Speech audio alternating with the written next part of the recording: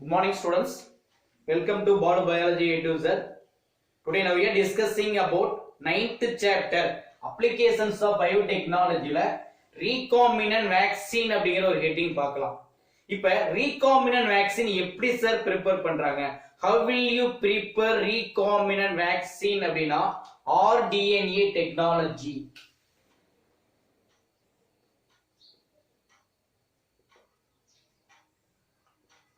rDNA டெக்னாலஜியை பயன்படுத்தி தான் இந்த recombinant vaccine ப்ரொடியூஸ் பண்றாங்க. ஓகே, அந்த recombinant vaccine என்ன சார் அப்படின்னா there is a new generation of vaccine. இதுதான்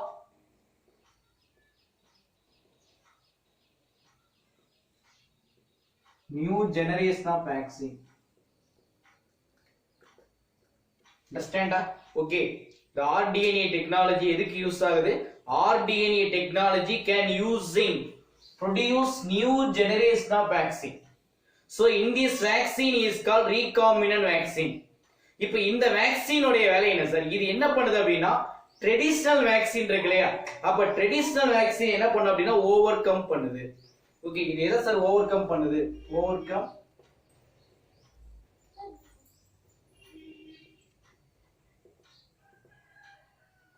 ட்ரெடிஷனல் வேக்சின் அல்லது லிமிட்டேஷன் ஆஃப் ட்ரெடிஷனல் வேக்சின் அப்படின்னு சொல்லுவோம். அப்ப இந்த ட்ரெடிஷனல் வேக்சினை ஓவர் கம் பண்ணி உருவான ஒரு நியூ டெக்னிக் பெயர் தான் that is a recombinant vaccine. Okay, what are the characters? What are the characters of recombinant vaccine? The recombinant vaccines உடைய கேரக்டர் எப்படின்னா that is a இதோட குவாலிட்டி எப்படி சார் இருக்குன்னா யூனிஃபார்ம் குவாலிட்டி. குவாலிட்டி யூனிஃபார்மா இருக்கும், ஒரே மாதிரி எப்பவும் தரம் சீரான தரமைப்போட இருக்கும். அதே மாதிரி ப்ரொடியூஸ் லெஸ் சைடு எஃபெக்ட், குறைவான சைடு எஃபெக்ட் தான் இருக்கும். ஓகே, அப்ப கம்பேர்ட் டு யாரோட சார் அப்படின்னு கேட்டா that is a normal vaccine. இப்ப நார்மல் வேக்சின் மீன்ஸ் என்ன? that is a convenience மெத்தட்ல உருவாக்கணும் இல்லையா. கம்பேர்ட் டு என்ன சார் அப்படின்னு கேட்டா normal vaccine compare to or traditional vaccine அப்படின்னு ஞாபகம் வச்சுக்கோங்க. அப்ப ட்ரெடிஷனல் வேக்சினை கம்பேர் பண்ணும் பொழுது இந்த வேக்சினுடைய கேரக்டர் எப்படி இருக்கும்? Uniform quality, less side effect இருக்கும். Okay, what are the types? There are 3 types. 3 types இருக்கு சார். ஃபர்ஸ்ட் டைப் என்னன்னு கேட்டா that is a subunit recombinant vaccine.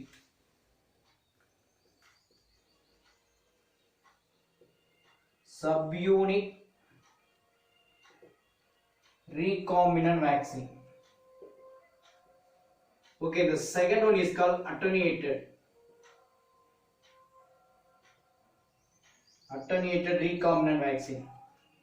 Third one is called DNA vaccine. Okay, then what are the types of recombinant vaccine? The recombinant vaccine can classified into 3 types. First one is called subunit recombinant vaccine. Second one is called attenuated recombinant vaccine. Third one is called DNA vaccine. Okay, இப்போ ஒவ்வொண்ணா பார்ப்போம். Okay, இப்போ first that is a subunit recombinant vaccine. First getting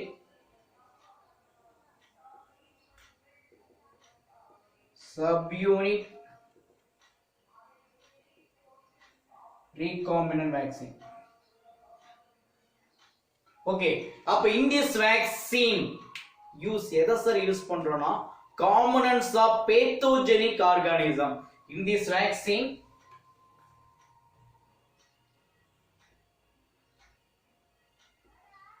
that are used components of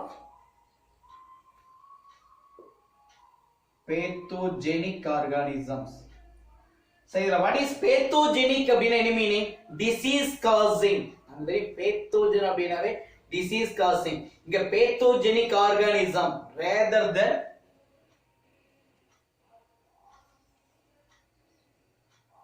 whole organism.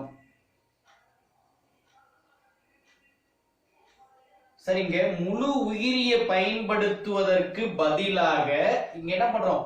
only components of pathogen அதை பயன்படுத்துறதா எது sir அப்படின்னா subunit of recombinant vaccine. எல்லாம் ஞாபகம் வச்சுக்கங்க. subunit of recombinant vaccine that are used in sir components of pathogenic organism, not whole organism.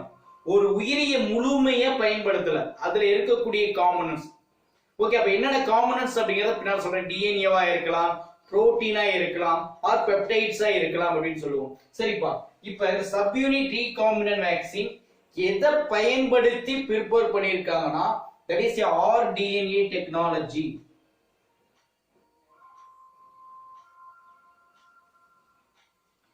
இப்ப இந்த rDNA technology தான் best suited. அப்ப suited for developing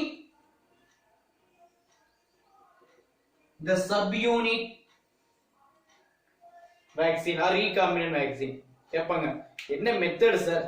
The recombinant DNA technology is a best method for developing subunit recombinant vaccine. Okay, இது அருமையான method அப்படின்னு சொல்லுவாங்க. சரிப்பா, இப்போ what are the components?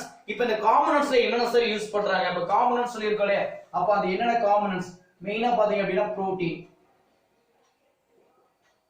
அப்ப அந்த பேத்தோஜன்ல இருக்கக்கூடிய புரோட்டீனை பயன்படுத்துறாங்க. அது மட்டும் இல்லாம பெப்டைட்ஸ், இது ஒரு கைண்ட் ஆஃப் புரோட்டீன், பெப்டைட்ஸ் பயன்படுத்துறோம். ஓகே, தென் டிஎன்ஏ. வேற கேட்டாங்கன்னா what are the components? இந்த components அப்படினு கேட்டாவே நீங்க என்ன எழுதுற? It is a protein, peptide plus DNA. அப்ப இத மூணு தான் என்ன பண்றோம் அப்படினா வேக்சினா பயன்படுத்துறோம். அண்டர்ஸ்டாண்டா? The components like protein, peptides, another one is called என்ன சார் அப்படினு கேட்டா DNA of pathogenic organism. Okay, then advantages.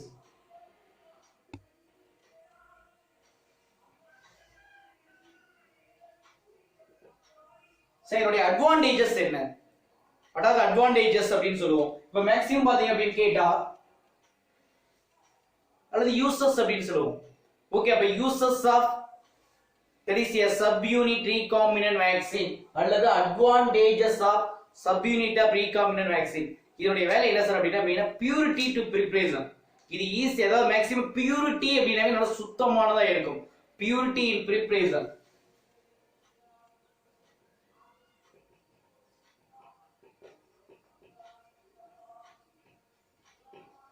purity in preparation.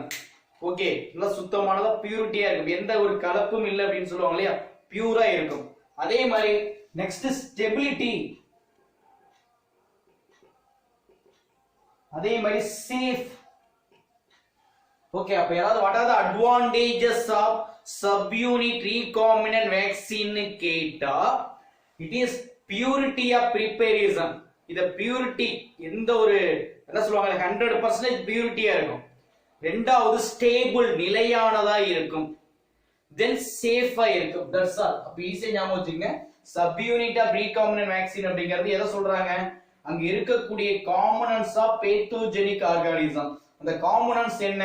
Protein, peptide, DNA. இது என்ன மெத்தட்ல உருவாக்குறாங்க?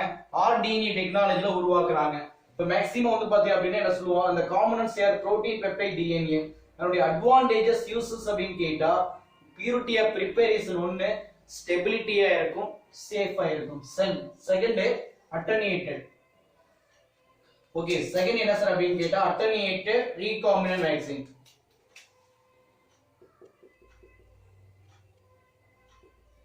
அட்டென்யூட்டட் recombinant vaccine. இப்ப attenuated அப்படினாவே என்ன meaning sir? that is a less அப்படினாவே என்ன மீனிங்? ஓகே, வலு இழந்த, வீரியம் குறைந்த. ஓகே, அப்ப இங்க என்ன சார் யூஸ் பண்றாங்க அப்படினா genetically modified pathogen. genetically modified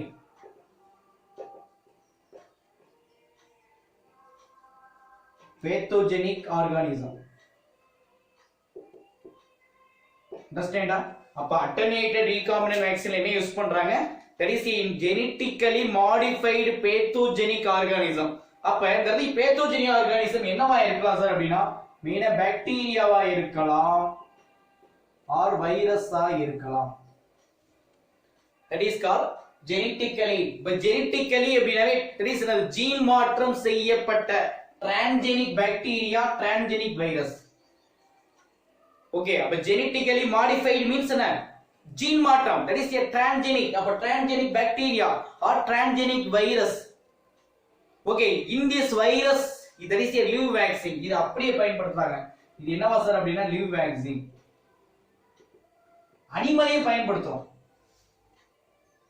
okay, the vaccine can classified into the live and killed vaccine. that is a live vaccine. உயிருடன் இருக்கக்கூடிய.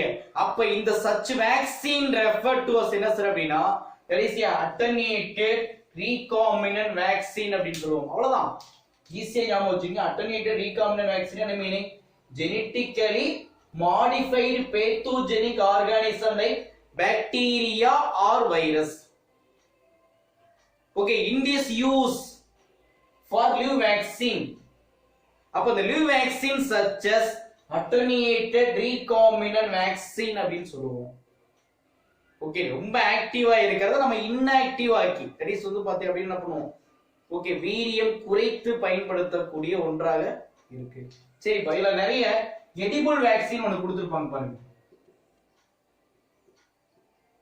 how will you prepare edible vaccine? edible vaccine எப்படி prepare பண்றாங்க? அப்ப இந்த edible vaccine can prepare science of genetic engineering. Genetic engineering டெக்னாலஜியை பயன்படுத்தி, நமக்கு தெரியும் ஜெனடிக் இன்ஜினியரிங் அப்படினாலே manipulation of gene or manipulation of DNA according our will. நமக்கு ஏற்றவாறு உற்பத்தி பண்ணக்கூடிய ஒன்றுதான் that is a genetic engineering. அப்ப genetic engineering, the science of genetic engineering. Okay, அறிவியல் புலத்தை பயன்படுத்தி என்ன சார் உற்பத்தி பண்றாங்கன்னா எடிபிள் வேக்சின். ஓகே, இப்ப எடிபிள் வேக்சின்ல என்ன சார் பண்றாங்கன்னா செலக்டட் ஜீன், ஒரு ஜீனை செலக்ட் பண்றாங்க.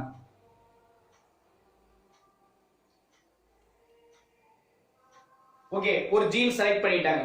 இப்போ the selected gene introduced into the plant.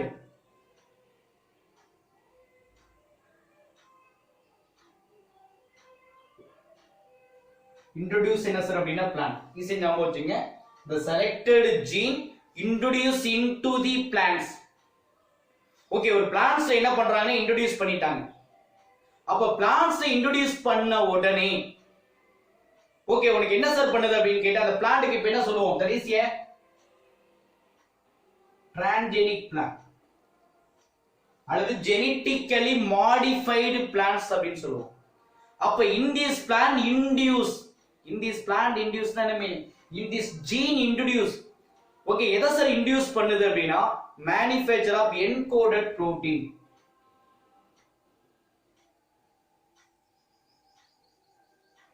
encoded proteins வந்து பார்த்தா அப்படினா ப்ரொடியூஸ் பண்ணும். அண்டர்ஸ்டாண்டா சார்? ஒரு ஜீனை செலக்ட் பண்ணியாச்சு, isolated, first isolated gene. in this gene introduced or incorporated into plant.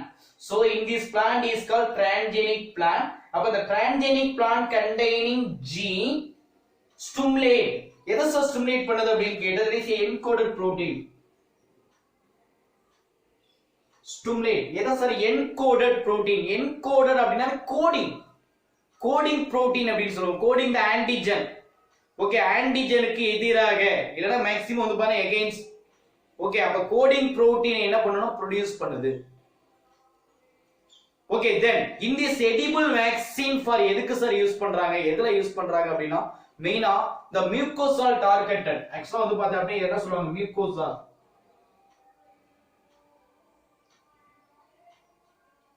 அப்படியே டார்கெட் ஏரியா அப்படின்னு கேட்டா mucosal, மியூக்கஸ் அப்படினாவே என்ன மீனிங்? சளி போன்ற கொலை பொருள் அப்படின்னு சொல்லுவோம் இல்லையா? அப்ப அந்த மியூக்கோசால் டார்கெட்டட் வேக்சின் அப்படின்னு சொல்லுவோம். இது எதை சார் ஏற்படுத்துது அப்படின்னா ஸ்டிமுலேஷன்.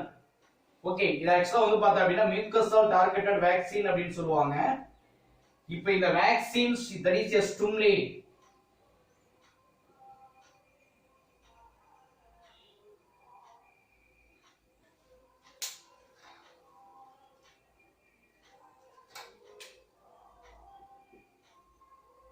the vaccine stimulate. எதை சார் ஸ்டிமுலேட் பண்ணுது அப்படின்னா ரெண்டு பேத்தை ஸ்டிமுலேட் பண்ணுது. ஒன்னு வந்து பாருங்க systemic and mucosal immune response.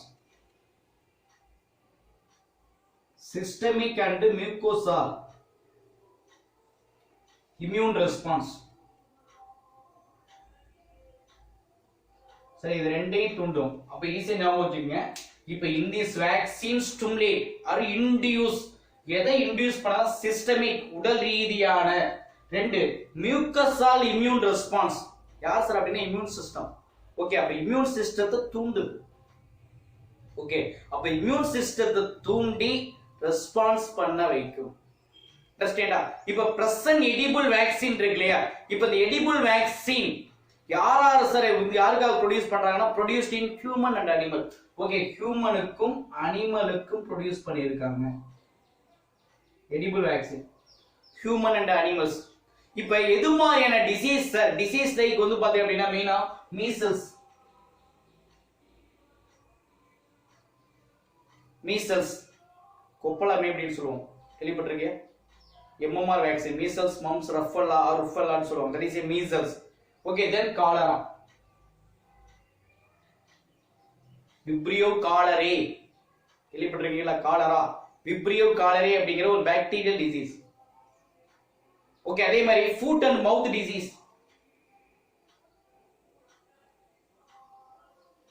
சொல்லுவாங்க, கோமாரி,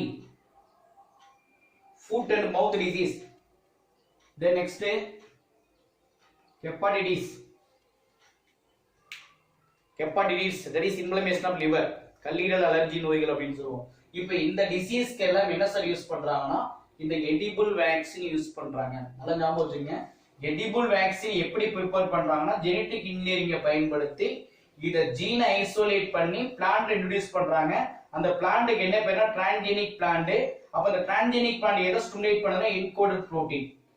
இப்ப இந்த மேக்ஸிமம் எங்க பாத்தீங்கன்னா எடிபிள் வேக்சின் என்ன பண்ணுது? மியூக்கோசால் டார்கெட்டட் ஏரியா தான். இப்ப இது எதை ஸ்டிமுலேட் பண்ணும்னா சிஸ்டமிக் அண்ட் மியூக்கோசால் இம்யூன் ரெஸ்பான்ஸை போய் தூண்டி விடுது. ஓகே, இது எந்தெந்த வியாதிக்கெல்லாம் வந்து பாத்தீங்க அப்படின்னா யூஸ்ஃபுல்லா இருக்கு அப்படின்னா measles, cholera, food and mouth disease அப்படின்னு சொல்லுவோம். இப்போ இந்த எல்லா டிசீஸ்க்கு வந்து பார்த்தா வெரி வெரி யூஸ்ஃபுல்லா இருக்கிறது எடிபிள் வேக்சின் அப்படின்னு சொல்லுவாங்க. டிஎன்ஏ வேக்சின் கொஞ்சம் பெருசா இருக்கு. இது நான் நெக்ஸ்ட் வீடியோல நான் போடுறேன். ஓகே சார், கண்டினியூவா வாட்ச் பண்ணுங்க. Okay, thank you.